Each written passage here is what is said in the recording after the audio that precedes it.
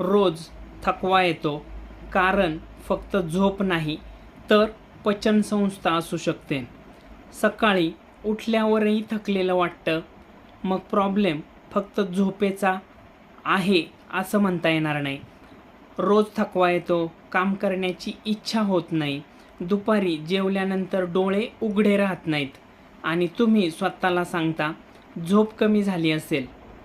पण जर मी सांगितलं की तुमचं पोटही यामागे कारण असू शकतं, हो, जेव्हा पचन व्यवस्थित होत नाही तेव्हा शरीराला अन्नामधून पूर्ण पोषण मिळत नाही आणि त्याचा परिणाम काय होतो?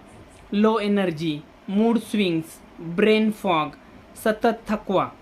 अनेक लोक एनर्जी ड्रिंक्स, कॉफी आणि सप्लिमेंट्स घेत राहतात, पण रूट कॉजकडे लक्षच देत नाहीत. जर तुमचं पोट रोज सिग्नल देत असेल, जसं की ॲसिडिटी, गॅस, ब्लोटिंग, कॉन्स्टिपेशन, तर शरीर तुमच्याकडे मदत मागतंय.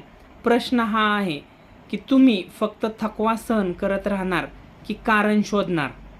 जर तुम्हाला किंवा तुमच्या ओळखीमध्ये कोणाला सतत थकवा, डायजेशन प्रॉब्लेम किंवा लो एनर्जीचा त्रास असेल तर कमेंट करा एनर्जी आणि हा व्हिडिओ त्यांच्यापर्यंत नक्की पोहोचवा आणि याच प्रकारच्या माहितीपूर्ण व्हिडिओसाठी नक्की फॉलो करा. धन्यवाद.